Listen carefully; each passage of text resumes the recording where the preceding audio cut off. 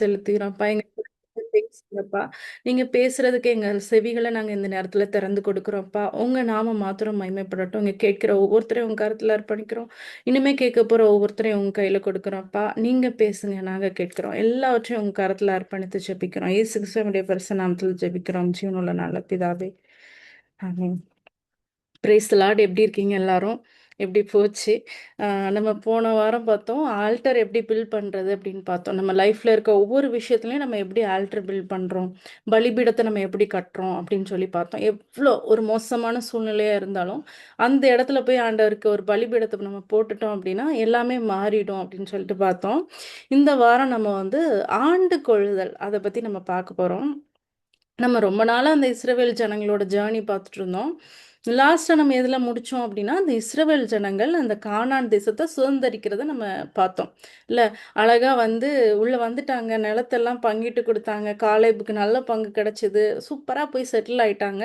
அதே மாதிரி அங்க இருக்க ஜனங்களும் வந்து ஆண்டவர் உடனே தொரத்தாம கொஞ்சம் கொஞ்சமா தொரத்தி, காட்டு விலங்குகள்லாம் உள்ள வராம பாதுகாத்து, ஆண்டவர் சூப்பரா ஒரு செட்டில் டவுன் பண்ணிட்டாரு அந்த இடத்துல. சுதந்தரிச்சுட்டாங்க. நான் இதையே வந்து ஒரு 2, 3 வாரமா தியானிச்சுட்டு இருந்தேன். உங்களுக்கு நான் மெசேஜ் குடுத்து அத சுதந்தரிக்கிறது முடிச்சாலுமே, அது என் மைண்ட்ல வந்து அத விட்டு என்னால வெளியவே வர முடியல. அப்போ வந்து ஆண்டவர் இன்னொரு விஷயத்த சொன்னாரு. சுதந்தரிக்கிறது மட்டும் கிடையாது, அத ஆண்டு கொள்ளணும் அப்படின்னு சொல்லிட்டு சில விஷயங்கள பேசினார். கரெக்ட்டா அந்த வாரம் நான் சர்ச்சுக்கு போறப்பவும் அத உறுதிப்படுத்துற மாரி நெறைய விஷயங்கள ஆண்டவர் சொன்னாரு. ஸோ அதோட கன்டினியூஷன் தான் கிட்டத்தட்ட. நம்ம ஒரு வசனத்த பார்த்துட்டு அடுத்து நம்ம மெசேஜ்க்குள்ள போயிடலாம். ஜட்ஜஸ் நியாயாதிபதிகள் 2வது அதிகாரம் 10, 12 பார்த்தோம் அப்படின்னா, நோட் பண்ணி வச்சுக்கோங்க. அதுக்கப்புறமா நீங்க ரீட் பண்ணிக்கோங்க. இதுல என்ன ஆகுது அப்படின்னா, இந்த யோசுவா அவனோட தலைமையில இருக்கிற சந்ததிகள் கானான் தேசத்துக்குள்ள வந்துட்டாங்க. அதுக்கு அடுத்த ஜெனரேஷன் வராங்க. ஆக்சுவலி அவங்க எப்படி இருக்கணும் அப்படின்னு பார்த்தீங்கன்னா, அவங்க அம்மா, அப்பாலாம் நெறைய சொத்து சேர்த்து வச்சிருந்தா எப்படி என்ஜாய் பண்ணணும்ல, ஆண்டு கொள்ளணும்ல, அப்படிதான் இருந்திருக்கணும் அவங்க. சந்தோஷமா இருந்திருக்கணும். எல்லாத்தையும் ஆண்டுருக்கணும். ஆனா அவங்க வந்து தேவன அறியலையாம். ஒண்ணுமே தெரியல அவங்களுக்கு. எல்லாமே வேஸ்ட் ஆன மாதிரி ஆயிடுச்சு அவங்க லைஃப்ல. தேவன விட்டுட்டு மற்ற விஷயங்கள நோக்கி போக ஆரம்பிச்சுட்டாங்க. ஒண்ணுமே புரியாம எல்லாம் போயிடுச்சு. ஆண்டவரோட சித்தம் அதுல எப்படி இருந்துச்சுன்னு பார்த்தீங்கன்னா, இஸ்ரவேல் ஜனங்கள் கானானுக்குள்ள போனதுக்கு அப்புறமா, ஆண்டவர் வந்து அவங்களுக்கு ராஜாக்கள ஏற்படுத்தணும்னு நெனைக்கல. அவங்க வந்து தீர்க்கதரிசிய தான் வைக்கணும் அப்படின்னு சொல்லி ஆண்டவர் நெனச்சார். தீர்க்கதரிசி மூலமா பேசணும், அவங்கள லீட் பண்ணணும் அப்படின்னு நெனச்சாரே தவிர, ராஜாக்கள வைக்கணும்னு நெனைக்கல. ஏன் அப்படின்னா, அவங்களே ஆளணும். ஆண்டவர் கூட அவங்க ஒரு பார்ட்னரா இருக்கணும் அப்படின்னு நினைச்சாங்க. யாருக்கு கீழயும் தன்னுடைய ஜனங்கள் போகக்கூடாது. அந்த ஜனங்கள் அந்த தேசத்த சுதந்திரிச்சிருக்காங்க. அடுத்து அவங்க ஆண்டு கொள்ளணும். அவங்க சந்தோஷமா இருக்கணும் அப்படின்னு ஆண்டவர் திட்டம் இருந்துச்சு. ஆனா அந்த ஜனங்கள் பார்த்தீங்கன்னா, மத்தவங்கள பார்த்துட்டு எங்களுக்கு ராஜா வேணும் அப்படின்னு சொல்லி கேட்பாரு. நீங்க அந்த பகுதி தொடர்ந்து வாசிச்சீங்க அப்படின்னா, சாமுவேல் வந்து ஆண்டவர்ட்ட கேட்கிறப்ப, ஆண்டவர் வந்து சரி கேட்குறாங்கல்ல ராஜா குடுத்துடலாம். ஆனா ராஜாக்கு அவங்க வேலைக்காரங்களா இருக்கும்போது தான் அவங்களுக்கு புரியும். அவன் வந்து அவங்களோட நிலத்த அபகரிச்சுப்பான். அவங்களோட குமாரர்கள வேலைக்காரரா வச்சிருப்பான் ராஜா. இதெல்லாம் கஷ்டமா அவங்களுக்கு வரும் அப்படின்னு சொல்லி ஆண்டவர் வந்து சொல்றாரு. இதுலேருந்து என்ன தெரியுதுன்னா, ஆண்டவர் வந்து ஆண்டு கொள்றதுக்காக தான் நம்மள சுதந்தரிக்கவே வச்சிருக்காரு. நம்ம இவ்ளோ தூரம் வந்து ஒரு விஷயம் நமக்கு குடுத்ததுக்கு அப்புறம், அத சுதந்தரிச்சதுக்கு அப்புறம், அத ஆண்டு கொள்றதுலயும் நம்மளோட எஃபோர்ட்ட நம்ம போடணும் அப்படின்னு சொல்லி ஆண்டவர் அதுலருந்து நம்ம தெளிவா தெரிஞ்சுக்கலாம். நமக்கு தேசத்துல நடக்கிற நம்ம தமிழ்நாட்டுல நடக்கிற விஷயம் நமக்கு தெரியும். அ சூப்பரா வின் பண்ணி ஒரு கட்சி வந்துட்டாங்க. இப்ப ஆண்டுட்டு இருக்காங்க. இப்ப பல கோடி மக்களோட கண்கள் அங்க இருக்கு. இவங்க எப்படி ஆள்றாங்க அப்படின்றது. வெற்றி பெற்றது நல்ல விஷயம் தான். அடுத்து என்ன? எப்படி அத பெற்றுக்கொண்ட வெற்றிய எப்படி தக்க வச்சு அத ஆளுமையில காட்டப் போறோம் அப்படிங்கிறது ரொம்ப ரொம்ப முக்கியம். ஆண்டவர் நம்ம வாழ்க்கையில அத எப்படி பண்ணணும்னு நமக்கு சொல்லி தருவாரு. சில விஷயங்கள் நம்ம ரொம்ப ஆசைப்பட்டு சுதந்திரிச்சிருக்கோம்ல. எக்ஸாம்பிள் பார்த்தோம்னா குடும்பம். ஆ இது என்னோட குடும்பம் அப்படின்னு அது மேல ரொம்ப ஒரு சுதந்திரிச்சுட்டு நம்ம வச்சிருப்போம். ஆனா, அத நம்ம எப்படி ஆள்றோம் அப்படிங்கிறது இருக்கு. நான் சின்ன வயசுல பார்த்தீங்க அப்படின்னா, எங்க வீட்ல வந்து குடும்பம்ன்ற செட்டப்பே இல்லாம இருந்துச்சு. அ அதான் நான் ஏற்கனவே சொல்லியிருக்கேன். எங்க அம்மா வந்து ஒரு சிங்கிள் பேரண்ட். தனியா எங்கள வளர்த்தாங்க. ஸோ, அவங்க மேல ரொம்ப பர்டன் ஆயிடுச்சு. அவங்க வந்து பிள்ளைங்கள பார்க்கணும். நாங்க பொறந்ததுக்கு அப்புறம் தான் அவங்க படிக்கவே ஆரம்பிச்சாங்க. காலேஜ் டிஸ்கன்டின்யூ பண்ணிட்டு கல்யாணம் பண்ணிட்டாங்க. திருப்பி படிக்க ஆரம்பிச்சாங்க. நெறைய கடன். ஸோ இது எல்லாத்தையும் அவங்க மேனேஜ் பண்ணுறதுக்கு ரொம்ப ஸ்ட்ரகிள் பண்ணாங்க. ஸோ வீட்ல பல நாட்கள் வந்து தனியா இருக்க வேண்டிய சூழ்நிலை இருந்துச்சு. அப்போ எனக்கு எப்படி இருக்கும்னா, பஸ்ல எங்கேயோ போறோம், எங்க போனாலும் எந்த வீட்ட பார்த்தாலும் ஒரு ஆசை வந்துரும். சரி இந்த வீடு நம்ம வீடா இருக்கக்கூடாதா? அந்த வீட்ல ஒரு ஃபேமிலியா நம்ம இருக்க மாட்டோமா? அப்படி அப்படி ஒரு ஏக்கம் எனக்கு வந்து இருந்துட்டே இருக்கும். ஆனா, அதுக்கப்புறம் இப்போ வந்து ஒரு குடும்பம்னு ஆனதுக்கு அப்புறமா, ஆண்டவர் என்கிட்ட பேசினாரு. நீ நெறைய விஷயங்களுக்காக ஏங்கியிருக்க. நான் இப்ப அத தந்திருக்கேன். இந்த குடும்பத்த நீ ஹேப்பியா வச்சிருக்கியா? இதுல வந்து உன்னோட ஆளுமை எப்படி இருக்குது? நீ எல்லாரையும் எப்படி ஹேண்டில் பண்ற? சந்தோஷமான குடும்பம் வேணும்னு நெனச்ச. இப்ப சந்தோஷத்துக்காக நீ என்ன பண்ற? நீ இப்படி கத்துற, இவ்ளோ மோசமா நீ பிஹேவ் பண்ற, சின்ன விஷயத்த பெருசாக்குற, பல பல வருஷங்களுக்கு முன்னாடி நடந்த விஷயத்த உன் மனசுல வச்சுட்டு, இன்னைக்கு குடும்பத்தோட சந்தோஷத்த நீ குலைச்சிட்டு இருந்த அப்படின்னா, "நீ ஆளவே இல்லையே! உனக்கு சுதந்திரிச்சுட்ட. குடும்பம் கிடைச்சிருச்சு. ஆனா நீ ஆளலையே!" அப்படின்னு சொல்லி ஆண்டவர் என்கிட்ட பேசினாரு. அப்பதான் நான் ஒப்பு குடுத்தேன். "எனக்கு புரியுதுப்பா. நான் சுதந்திரிக்கிறதுக்கு என்ன நான் ஒப்பு கொடுக்குறேன். நான் என்ன பண்ணணும்? சந்தோஷமான குடும்பம் வேணும்னு நெனச்சேன். நான் அத வந்து நான் பில்ட் பண்றேன் ஏசப்பா. நான் சுதந்திரிச்சுட்டேன். நான் ஆளப் போறேன் இந்த வீட்ட. என்னோட அன்புனால ஆளப் போறேன்." அப்படின்னு சொல்லி ஆண்டவருக்கு நான் என்ன ஒப்பு குடுத்தேன். இதே மாரி நெறைய விஷயங்கள் நம்ம வாழ்க்கையில இப்போ உங்களோட சுத்தி இருக்க எல்லா விஷயத்தையும் யோசிச்சு பாருங்களேன். எவ்ளோ ஆசீர்வாதத்த ஆண்டவர் குடுத்துருக்காருல்ல. ஏதாவது ஒண்ணு இது இது எனக்கு பிரச்சனை அப்படின்னு நம்ம நெனச்சாலும், முன்னாடி இத விட மோசமா இருந்திருக்கும். ஆண்டவர் வந்து இவ்ளோ தூரம் கூட்டிட்டு வந்திருக்காரு. ஸோ அவ்ளோ விஷயங்கள் நமக்கு சுதந்திரிக்கிறதுக்கு உதவி செஞ்சிருக்காரு. ஆ ந அது வந்து நம்ம எப்படி ஆள்றோம் அப்படின்றது தான்.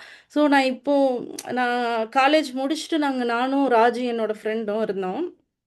ஸோ எங்களுக்கு வந்து ரூம் எடுத்து நாங்க ஸ்டே பண்ணுவோம். 2 பேருமே கொஞ்சம் மிடில் கிளாஸ்லேருந்து வந்தவங்க தான். கொஞ்சம் நம்ம பாஷையில சொல்லணும்னா கொஞ்சம் பிசுனாரிங்க தான். ஓகேவா? ஏன்னா எவ்வளோ சேவ் பண்ண முடியுமோ சேவ் பண்ணி வீட்டுக்கு அனுப்பணும். அதில ரொம்ப தீவிரமா இருப்போம். ஸோ நாங்க எல்லாம் வீடு பார்த்து நாங்க ஸ்டே பண்ணணும் அப்படின்றப்போ, ஃபர்ஸ்ட்டு கன்சர்ன் சேஃப்டி அது பார்ப்போம். இன்னொன்னு வந்து ரொம்ப குட்டி ரூம்ல இருந்திருக்கோம் நாங்க. இப்படி கால நீட்னாலே வந்து கிச்சன் இருக்கும். ஒரு ரூம் தான். ஓரத்தில கிச்சன் மாரி செட் பண்ணியிருப்பாங்க. ஸோ ஃபேன் போட்டா சமைக்க முடியாது. ஃபேன் ஆஃப் பண்ணா அவ எந்திச்சிருவா. நான் காலையில சீக்கிரம் எந்திச்சிருவேன். அவளுக்கு நைட் ஷிஃப்ட் இருக்கும். ஸோ அவ தூங்குவா, என்னோட ரூம்மேட்டு. நான் வந்து சமைக்க முடியாது. அப்போ நாங்க ஆண்டவர்கிட்ட கேட்டோம். "ஏசப்பா நாங்க ஃபேன் போட்டா சமைக்கிற மாதிரி எங்க ரூம் வேணும் ஏசப்பா. இதான் எங்களோட பிரேயர். ஃபேன் ஓடுனாலும் நாங்க சமைக்கணும் ஏசப்பா" அப்படின்னு சொல்லிட்டு ஆண்டவர் அந்த ஜெபத்தையும் கேட்டாரு. அப்புறம் வந்து பால்கனி வேணும் ஏசப்பா அப்படின்னு ஒரு ஒரு பிரேயர் எங்களுக்கு. எங்க ரூம்ல வந்து ஒரு பால்கனி வேணும் ஏசப்பா. அதில குட்டியா ஒரு செடி வைக்கணும். மணி பிளான்ட்டாவது வச்சிரணும் ஏசப்பா அப்படின்னு சொல்லி, அதெல்லாம் ஒரு பிரேயரா இருந்துச்சு எங்க லைஃப்ல. இப்ப நெனச்சு பார்த்தா காமெடியா இருக்கு. பட் அது ரொம்ப நாளா அது ஒரு பிரேயரா இருந்துச்சு. லாஸ்ட்ல ஆண்டவர் அத நிறைவேற்றவும் செஞ்சாரு. கடைசியா நான் மேரேஜுக்கு முன்னாடி இருந்த ஒரு வீட்ல வந்து ஒரு அழகான ஒரு பால்கனி இருந்துச்சு. சின்ன பால்கனி. ஸோ நான் அத எதுக்காக சொல்றேன் அப்படின்னா, இப்போ நான் இருக்க வீட்ல 2 பால்கனி இருக்கு. ஆனா நான் இன்னைக்கு தான் அத நான் போய் திறந்து பார்த்தேன். ரொம்ப நாளைக்கு அப்புறம் பார்த்தப்போ, என்ன நம்ம பால்கனின்னு எவ்ளோ ஆண்டவர்ட்ட கேட்டிருப்போம். நம்ம அத யூஸ் பண்ணவும் இல்ல. அத கிளீன் பண்ணவும் இல்ல. நம்ம இப்படி வச்சிருக்கோமே! அத ஆளவே இல்லையே நம்ம. நமக்கு சுதந்திரம் கிடைச்சிருக்கு. ஆனா ஆளலையே! அப்படின்னு சொல்லி எனக்கு இந்த மெசேஜ் கூட அது லிங்க் ஆச்சு. இனிமே நம்ம அப்படி இருக்கக்கூடாது. நம்ம அத சுதந்திரிச்சுட்டோம். ஆளணும். கரெக்ட்டா வச்சுக்கணும் எல்லாத்தையும். வீடெல்லாம் வந்து நீட்டா வச்சுக்கணும். ஆண்டவர் குடுத்தது. அப்பதான் ஆண்டவர் வந்து பெரிய வீட்டுக்கு போறதுக்கு பிளெஸ் பண்ணுவாரு அப்படின்னு என் மனசுல நெனச்சேன். இது எதுக்காக சொல்றேன்னா, நம்ம லைஃப்ல நெறைய சின்ன சின்ன சின்ன ஆசீர்வாதங்கள ஆண்டவர் குடுத்துருக்கிறப்ப, அத நம்ம ஆண்டு கொள்றதுக்கு நம்மள நாமே தகுதிப்படுத்தணும். சின்ன விஷயமா இருக்கட்டுமே, மத்தவங்க மேல பழி போடாம, நானே நான் இப்படி பண்ணா, அவங்க இப்படி பண்றாங்க. என்னால பண்ண முடியல. அதெல்லாம் கிடையாது. நீங்க எப்படி ஆள்றீங்க உங்க லைஃப்ப அப்படின்றத ஆண்டவர் பார்க்குறாரு. சரி நம்ம மெசேஜுக்குள்ள போலாம். ஸோ நம்ம ஆள பிறந்தவங்க எப்படி ஆளப்போறோம்? ஆண்டவர் கூட நம்ம ஒரு நாள் பரலோகத்துல ஆளுவோம். கண்டிப்பா. அது எல்லாருக்கும் நம்பிக்கை இருக்குல்ல. ஆனா அதுக்கு முன்னாடி இது எல்லாமே வந்து ஒரு சின்ன ட்ரையல் மாரி தான்ல நம்ம லைஃப். நம்ம இதுல ஆளும்போது தான் அவர் கூட போய் ஆள முடியும். சின்ன சின்ன விஷயங்கள் நம்ம ஆளப்போறோம். ஃபர்ஸ்ட்டு வந்து ரூல் ஓவர் யுவர் செல்ஃப். அதாவது நம்மள எப்படி நம்ம ஆள்றோம்? அப்படிங்கிறது ரொம்ப முக்கியம். ஃபர்ஸ்ட் நம்ம கண்ட்ரோல்ல இருக்கிறதுலேருந்து தானே ஆரம்பிக்கணும். அ ஜெனிதா வந்து தமிழ்நாட்ட ஆளப்போறேன் அப்படின்னு போய் நிக்க முடியாதுல்ல. ஃபர்ஸ்ட்டு நான் எப்படி என்னைய ஆள்றேன்? என் கண்ட்ரோல்ல இருக்க விஷயத்த நான் எப்படி ஆள்றேன்? அப்படிங்கிறது ரொம்ப முக்கியம். ப்ராவெர்ப்ஸ் எடுத்துக்கலாம். நீதிமொழிகள் 16வது அதிகாரம். 2 வசனம் மட்டும் நம்ம ப்ராவெர்ப்ஸ்லயே படிச்சுக்கலாம். நீதிமொழிகள் 16:32. பலவானைப் பார்க்கிலும் நீடிய சாந்தமுள்ளவன் உத்தமன். பட்டணத்தை பிடிக்கிறவனைப் பார்க்கிலும் தன் மனதை அடக்குகிறவன் உத்தமன் அப்படின்னு சொல்லி ஆண்டவர் சொல்லியிருக்காரு. ஸோ நம்ம எப்படி ஆளணும் அப்படின்னா, நம்மளோட மனச அடக்கணும். அதோட இன்னும் அடுத்த வசனங்கள்லாம் பார்த்தீங்க அப்படின்னா, இன்னும் நல்லா ஆண்டவர் சொல்லியிருப்பாரு. ஆ நீ நீதிமொழிகள் 4:23. எல்லா காவலோடும் உன் இருதயத்தை காத்துக்கொள், அதனிடத்தினின்று ஜீவ ஊற்று புறப்படும் அப்படின்னு சொல்லிட்டு. அதே மாதிரி நாவ அடக்கிறத பத்தி நிறைய வசனங்கள் இருக்கும் ப்ராவர்ப்ஸ்ல பார்த்தோம் அப்படின்னா. ஸோ நம்மள நம்ம எப்படி ஆள்றோம் அப்படிங்கிறது அது. ஸோ சில நாள் எந்திரிக்கும் போதே ரொம்ப கடுப்புல எந்திரிப்போம்ல. யாரெல்லாம் அப்படி இருந்திருக்கீங்க? நான் இருந்திருக்கேன் நிறைய. நைட்டு தூங்கும்போது ஏதோ ஒரு விஷயத்த யோசிச்சுட்டு காலையில எந்திரிக்கும் போதே கடுப்புல இருந்துச்சு. நம்மள நாமளே கண்ட்ரோல் பண்ண முடியாம மத்தவங்க மேல கோவப்பட்டு இந்த விஷயங்கள்ல வந்து நம்ம முதல்ல ஆள கத்துக்கணும். நம்ம எல்லாரும் ஒரு நிமிஷம் நம்ம தலையில கை வச்சுக்கலாம். "ஏசப்பா, என் உடம்ப, என்னோட சரீரத்தையும், என் மனசையும் நான் ஆளப் போறேன்" அப்படின்னு சொல்லி நீங்க ஒரு விஷயம் ஆண்டவர்கிட்ட நம்ம ஒப்பு கொடுக்கலாம் நம்மள நாமே. ஸோ தேவையில்லாத சிந்தனை வரம்போதே, "இல்ல இது எனக்கு வேண்டாம்." நீ ஆ நெகட்டிவா எண்ணம் வரும்ல. இது நீ உன்னால பண்ண முடியாது அப்படின்னு உங்களுக்கு தோணும்போதே நீங்க சொல்லிரணும். இல்ல. நான் என்னோட உடம்ப, என்னோட சிந்தனைய நான் ஆளப் போறேன். ஜீவ ஊற்று என் வாயிலிருந்து புறப்பட போகுது. நான் மத்தவங்கள தேவையில்லாத வார்த்தை பேச மாட்டேன் அப்படின்னு சொல்லி நம்ம ஒரு முடிவு எடுக்கணும். வாயில வரதுக்கு முன்னாடியே ஒரு கண்ட்ரோல் பண்ணிரணும். ச சரளமா நம்ம பேசிர்றோம்ல. குழந்தையா இருக்கட்டுமே, நம்ம வீட்ல இருக்க குழந்தைங்களா இருக்கட்டுமே, அவங்க கிட்ட பேசுறதுக்கும் நமக்கு ஒரு கண்ட்ரோல் வேணும். அவங்க மனச கஷ்டப்படுத்துகிற வார்த்தைகள் நம்ம வாயிலிருந்து வரக்கூடாது. இதுதான் நம்ம வாழ்க்கைய நம்ம ஆள்றதுக்கு முதல் ஆரம்பம். ஃபர்ஸ்ட் ஸ்டெப்பே இதுதான். சில நேரம் இதுலயே நம்ம ஃபெயில் ஆயிட்டு, நம்ம குடும்பத்த ஆள முடியல. கிறிஸ்டியன்ஸ் வந்து உண்மையில பார்த்தீங்கன்னா, நெறைய நல்ல கொள்கைகள் உள்ள ஒரு மக்கள். ஆனா நம்ம வந்து மேல பொசிஷனுக்கு போறோமா அப்படின்னு கேட்டீங்கன்னா, நிச்சயமா கொஞ்சம் கம்மி தான். இல்ல, ஒரு லீடர் ஆகுறோம். அரசியல்ல பார்த்தீங்க அப்படின்னா, இப்போ ஒரு தலைவர் வந்திருக்காரு. அவரு கிறிஸ்டியனா, ஹிந்துவான்னு யாருக்குமே தெரியல. ஓகே தான். நான் அத பத்தி எதுவும் கமெண்ட் பண்ண விரும்பல. ஆனா நம்ம ஏன் அடுத்த லெவலுக்கு போக முடியல அப்படின்னா, நம்மள நம்மளே ஆள முடியலையே. நம்ம வீட்டையே நம்ம நீட்டா வச்சுக்காத போது, நம்ம நாட்ட எப்படி ஆண்டவர் நம்ம கையில குடுப்பார்? நம்ம நம்மளே வந்து அ நம்ம நாவையே கண்ட்ரோல் பண்ண முடியாம இருக்கும்போது, நம்ம எப்படி பெரிய பொசிஷனுக்கு போ முடியும்? அந்த ஆண்டவர் நாமம் தானே தூஷிக்கப்படும். ஸோ நம்மள நாமளே கண்ட்ரோல் பண்ண போறோம். தேவையில்லாத வார்த்தைகள் நம்ம வாயிலருந்து வராதபடிக்கு, தேவையில்லாத எண்ணங்கள் நம்ம வாழ்க்கையில் வாயில வரக்கூடாது. எனக்கு நெறைய வாட்டி வந்து என்ன தோணும் அப்டின்னா, அது அது ஏன் வருதுன்னு எனக்கு தெரியல. ஒருவேள சின்ன வயசுல நடந்த சில நிகழ்வுகளால என்னன்னு தெரியல. நம்ம எப்டினாலும் நம்ம வந்து இந்த டிவோர்ஸ் வாங்கிருவோம். நம்ம தனியா தான் நம்ம பிள்ளைங்கள பார்த்துக்குவோம். இந்த இந்த எண்ணம் வந்து கிட்டத்தட்ட இப்போ கல்யாணம் ஆகி 7 வருஷம் ஆகுது. அ இந்த 7 வருஷமா அந்த மைண்ட்ல எனக்கு அது வந்துட்டே தான் இருக்கும். சண்டை வருது, வந்ததுனால வருது அப்டிலாம் கிடையாது. மைண்டே அப்டிதான்.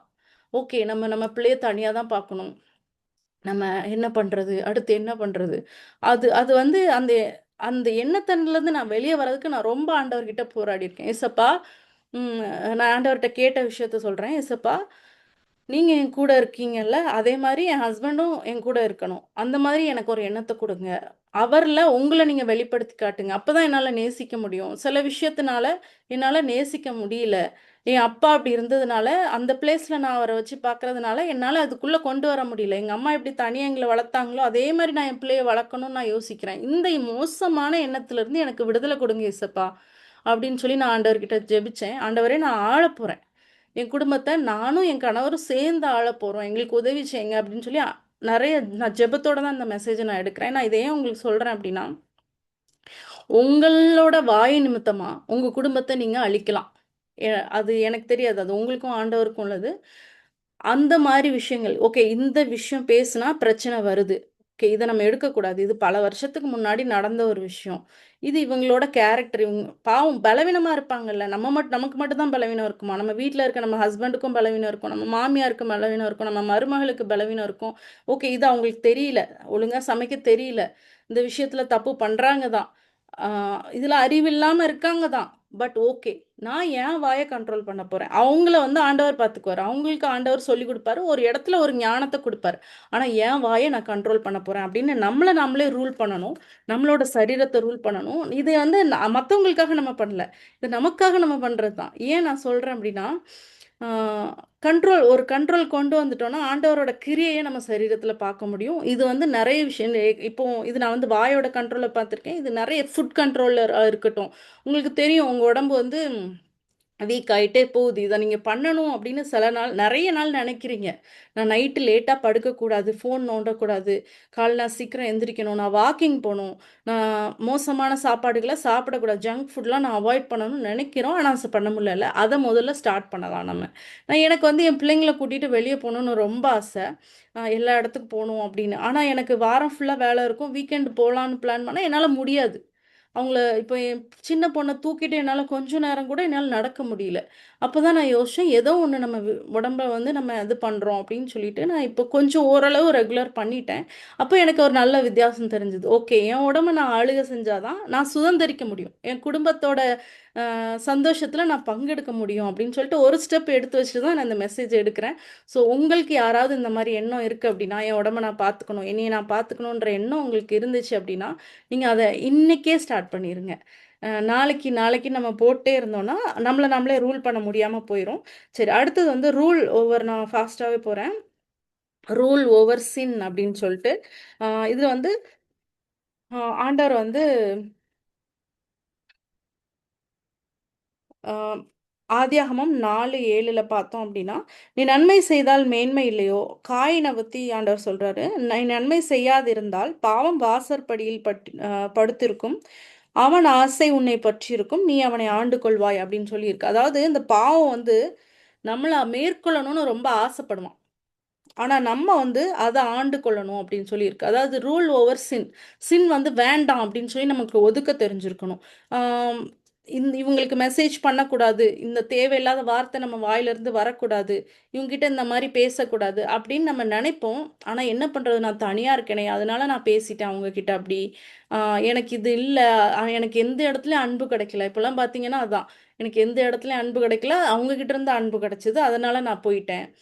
இந்த மாரி நெறைய இல்லீகலான ரிலேஷன்ஷிப் பார்த்தீங்க அப்டின்னா, இந்த மாரி தான் ஆரம்பிக்குது. ஸோ அந்த சின்ல நம்ம ஆளுக இருக்கணும். வேண்டாம் அப்டின்னு சொல்லி, அது அது வந்து நம்மள மேற்கொள்ளக்கூடாது. பாவம் வந்து நம்மள மேற்கொள்ளக்கூடாது. நம்ம அத மேற்கொண்டு வேணாம் அப்டின்னு சொல்லி ஒதுக்க நமக்கு தெரிஞ்சிருக்கணும். அடுத்தது வந்து ஆளுகை செய்றதுக்கு மெயினான ஒரு கேரக்டர் என்ன அப்டின்னா, நமக்கு தெரியும். ஆளுகைக்கு எக்ஸாம்பிள், கரெக்ட்டான எக்ஸாம்பிள் யாருன்னா, நம்ம ஆண்டவராகிய இயேசு கிறிஸ்து தான். அவர் வந்து மத்தேயு 20, 26, 28ல சொல்லியிருக்காரு.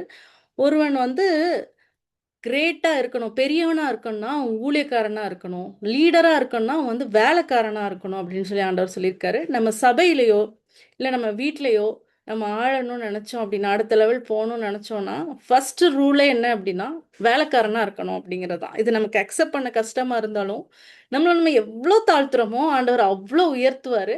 அது அதுல எந்த மாற்றமே கிடையாது. ஆ அதுக்கு நெறைய பேர நம்ம சாட்சியா பார்க்கலாம். அதே மாரி யோவான் 16, 14லேருந்து 15 வரைக்கும் பார்த்தோம் அப்டின்னா, ஏன் ஆண்டவர் வந்து சீஷர்களோட பாதங்கள கழுவுறார். கால் கழுவுறது அந்த யூதர்களோட கலாச்சாரத்தில பார்த்தீங்கன்னா, ஒரு இடத்துக்கு உள்ள போகும்போது கால் கழுவ தண்ணி வைப்பாங்க. அவ்ளோ நீட்டா, பெர்ஃபெக்ட்டா இருப்பாங்க. நம்ம ஊர்ல சில பேர் வந்து தொட்டா தீட்டு அந்த மாரி இருப்பாங்கல்ல, அந்த அளவுக்கு அவங்களும் வந்து பயங்கர பெர்ஃபெக்ட்டா இருப்பாங்க. ரொம்ப தங்கள வந்து மேன்மையான இடத்துல வச்சிருப்பாங்க. ஆனா, அவர் பார்த்தீங்க அப்டின்னா, சீடர்களோட கால்கள கழுவுறாங்க. சீடர்கள் யாருன்னு பார்த்தீங்கன்னா, படிக்காதவங்க தான் இருக்காங்க. மீன் பிடிக்கிறவங்க இருக்காங்க.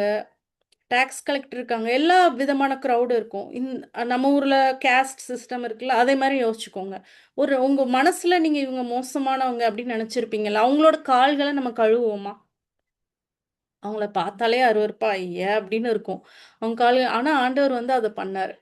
அவங்களோட அவங்களுக்கு கீழ இருக்கவங்க கால கழுவுனாரு. இந்த வசனம் எனக்கு அடிக்கடி ஞாபகம் வரும். எப்போ அப்டின்னா, என்னோட டீம்ல இருக்க பசங்க ஸ்ட்ரகிள் ஆகும்போது, எனக்கு கோவம் வரும் சில நேரம். ம். எப்பவுமே கோவப்படாம அப்படியே தட்டி குடுத்துட்டே போகணும்னு நான் சொல்லல. கண்டிக்கிறதுலயும் ஒரு கம்பேஷன் இருக்கணும். அதுலயும் ஒரு ஓகே, இவங்க இதுலருந்து வெளிய வரதுக்கு என்ன பண்ணணும்னு நம்ம சொல்லணுமே தவிர, அவங்க மனசு உடைஞ்சுற அளவுக்கு நம்ம அவங்கள எப்பவுமே காயப்படுத்தக்கூடாது. ஸோ எனக்கு கீழ அந்த ஜூனியர்ஸ்லாம் ஜாயின் பண்றப்போ, எனக்கு அப்படியே நேர்ல இருந்தா மண்டையில கொட்டிடலாமான்னு தோணும். ஆன்லைன்ல மாட்டிக்கிட்டாங்களே அப்படின்னு சொல்லி கோவம் வரும். அப்போ நான் வந்து இத நான் யோசிப்பேன். ஆண்டவரே, நீங்க சீடர்களோட கால்கள கழுவுற அளவுக்கு போயிட்டீங்களே, நாங்க இவங்களுக்கு நான் ஹெல்ப் பண்ணணும்ப்பா. கோவப்படக்கூடாது. எனக்கு வேலை நெறைய இருக்குதான், பரவால்ல. நான் அது குழந்தைய தூங்க வச்சு நான் நைட்டு நான் பண்ணிக்கிறேன். இந்த பசங்களுக்கு ஏதாவது ஹெல்ப் பண்ணணும். எனக்கு அது உதவி செய்யுங்க அப்படின்னு சொல்லி நான் பிராக்டிஸ் பண்ணுவேன்.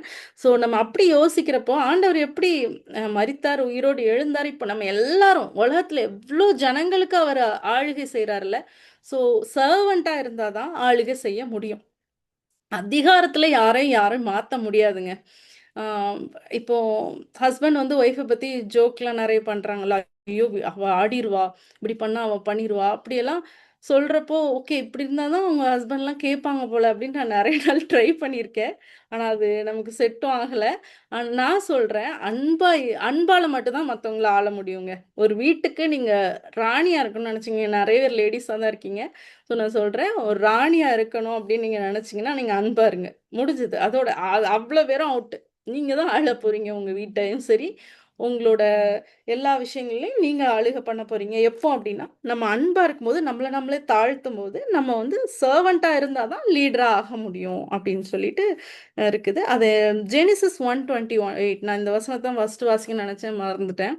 So B fruitful and rule over அப்படின்னு. நீ ஃபர்ஸ்ட் ப்ராமிஸே அதாங்க. நீ பலுகி பெருகி பூமியை ஆண்டு கொள்ளுங்கள் அப்படின்னு சொல்லி ஆண்டவர் வந்து ஃபர்ஸ்ட் வாக்குத்தத்தமே அதான் நமக்கு கொடுத்துருக்காரு. ஸோ இந்த உலகத்துல ஆண்டவர் எல்லா விஷயங்களையும் படைக்கும் போது எல்லாம் ரெடி பண்ணிட்டார். எல்லாமே ரெடியா இருக்கு. லாஸ்ட்ல மனுஷனை உண்டாக்கி இதெல்லாம் நீ ஆண்டு கொள்ளு அப்படின்னு சொல்லி ஆண்டவர் அழகா வாக்குத்தத்தம் கொடுத்தார். ஆண்டு கொள்ளுன்னா என்ன அர்த்தம்? ஓகே இது எல்லாத்துக்கும் நான் தான் ராஜா, எல்லாத்தையும் நான் வந்து எல்லா மரத்தையும் நான் வெட்ட போறேன், எப்படி இருக்க போறேன், அப்படியான ஆண்டு கொள்ளுதல் கிடையாது. எல்லாத்தையும் தட்டி கூட்டிட்டு போ, எல்லாத்தையும் நீ பார்த்துக்கோ. அதே ஆளுமை தான் இன்னைக்கு நம்ம கையிலயும் கொடுத்துருக்காரு. இந்த உன்னோட குடும்பத்தை உன்கிட்ட கொடுத்துருக்கேன், இந்த ஊழியத்தை உன் கையில கொடுத்துருக்கேன், நீ பார்த்துக்கோமா, நீ தான் வந்து அவங்களுக்கு தாயா இருந்து வழி நடத்தணும் அப்படின்னு சொல்லி ஆண்டவர் சொன்னாரு. அப்படின்னா அதுக்கு என்ன அர்த்தம் அப்படின்னா, ஏய் எனக்கு அந்த சேர கொடு, என்னைய அது நீ இதெல்லாம் பண்ணாத, நான் தான் மைக் பிடிப்பேன், அது கிடையாது. நீ உனக்கு இது தெரியலையா? ஓகே நான் உனக்கு சொல்லி தரேன். நீ இது நல்லா பண்றியே, நீ நல்ல பாட்டு பாடுறியே, நீ வந்து நீ பண்ணு. அப்படி சொல்ற ஆளுமே தான் ஆண்டவர் நம்ம கிட்ட இருந்து எதிர்பார்க்கிறாரு. ஸோ நம்ம அத பண்ண போறோம். A lead with justice and compassion. அதாவது நியாயத்தோட ஆள்ற ஒரு ஆளுமை. நியாயம்னா என்னதுங்க? எல்லாரையும் ஒண்ணா பார்க்கறது, பார்ஷியாலிட்டி இல்லாம பண்றது. ஆ இப்ப நம்மளே எடுத்துக்கோங்களேன். நம்ம ஒரு அம்மாவும் இருக்காங்க, மாமியாரும் இருக்காங்க. ஸோ, அதிலே நமக்கு தெரிஞ்சிரும்ல. அதே மாரி தான். மருமகளும் இருப்பாங்க, மகளும் இருப்பாங்க. அப்படின்னா, மகளுக்கு எக்ஸ்ட்ராவா நம்ம அப்படி இது பண்றது. அது அம்மாவா இருந்தா ஓவரா பண்றது. மாமியாரா இருந்தா, இவங்க தானே அப்படி. அதெல்லாம் கிடையாது. ஆண்டவர் வந்து எல்லாரையும் ஈக்குவலா பார்க்க சொல்லியிருக்காரு. நம்மளோட ஆளுமை ஆ நீதியானதாகவும், மன துருக்கம் உள்ளதாகவும் இருக்கணும். அப்படி இருந்தா தான் நம்மளால ஆண்டவர் மாதிரி எல்லா அதாவது நான் எல்லாருக்கும் மேல அப்படி கிடையாது.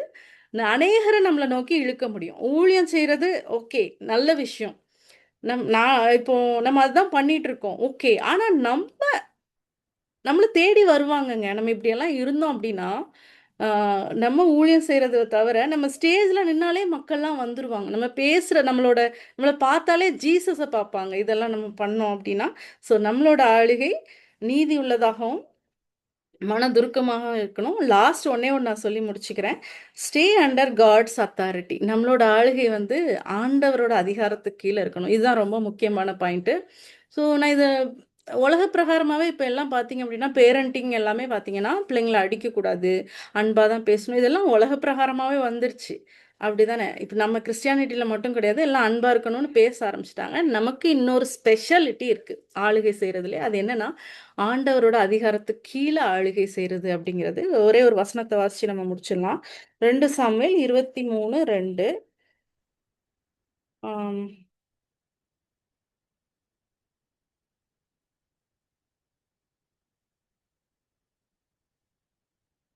ஓகே. 2 சாமுவேல் 23:2ல இஸ்ரவேலின் 23:2 ஓகே. கர்த்தராகிய ஆவியானவர் என்னைக் கொண்டு பேசினார். அவருடைய வசனம் என் நாவில் இருந்தது. இஸ்ரவேலின் 3வது வசனம் படிக்கிறேன். இஸ்ரவேலின் தேவனும் இஸ்ரவேலின் கன்மலையுமானவர் எனக்கு சொல்லி உரைத்ததாவது, நீதிபரராய் மனுஷனை ஆண்டு தேவபயமாய் துரத்தனம் பண்ணுகிறவராய் பண்ணுகிறவர் இருப்பார் அப்படின்றது. ஸோ இந்த வசனம் அதிகாரத்தில் டைட்டில பார்த்தா தாவீதின் கடைசி வார்த்தைகள் அப்படின்னு சொல்லியிருக்கு. இது வந்து ஆண்டவரை பத்தி சொல்லியிருக்குது. ஸோ அதே மாதிரி நம்மளும் இருக்கணும் அப்படிங்கிறத இது அறிவுறுத்துது. லாஸ்டா என்ன போட்டிருக்குன்னா, நீதிபரராய் மனுஷனை ஆண்டு தெய்வ பயமாய் துரைத்தனம் பண்ணுகிறவர் இருப்பார் அப்படின்னு சொல்லி. மனுஷனை ஆளுகை செய்யறதுக்கு தெய்வ பயம் ரொம்ப முக்கியம். இங்கிலீஷ்ல வந்து இந்த வசனம் ரொம்ப நல்லா இருந்துச்சு. ஆண்டவரோட அத்தாரிட்டிக்கு கீழே நம்ம இருந்தாதான் ஆளுகை செய்ய முடியும் அப்படின்னு சொல்லி இருந்துச்சு. ஸோ இது எல்லாம் நம்ம வாழ்க்கையில நம்ம பண்ண போறோம். நம்ம கிடைத்திருக்கிற சுதந்திரத்தை எல்லாம் நம்ம ஆள போறோம். ஆண்டுக்குள்ள நம்ம பிறந்திருக்கோம். ஒரு நாள் வரும். அன்னைக்கு நம்ம ஆண்டவர் கூட இருப்போம். சிங்காசனத்துல இருப்போம். அப்போ வந்து இது எல்லாம் நம்ம பிராக்டிஸ் பண்ணியிருப்போம். அப்போ ஆண்டவர் சொல்வாரு, நம்ம 2 பேரும் சேர்ந்து ஆளலாமா? அதுதான் என்னோட சித்தம். அதுக்காக தான் நான் உன்னை படைச்சேன். இஸ்ரவேல் மக்களுக்கு அதுக்காக தான் அந்த சுதந்திரத்தை கொடுத்தேன். ஸோ நம்ம நம்ம எல்லாரும் சேர்ந்து ஆளலாம் அப்படின்னு சொல்லி ஆண்டவர் சொல்லக்கூடிய நாள் வரும். அதுக்கு முன்னாடி நம்மளை நாமே தயார்படுத்துவோம். கர்த்தர் தாமே நம்ம ஒவ்வொருத்தரையும் ஆசீர்வதிப்பாராக.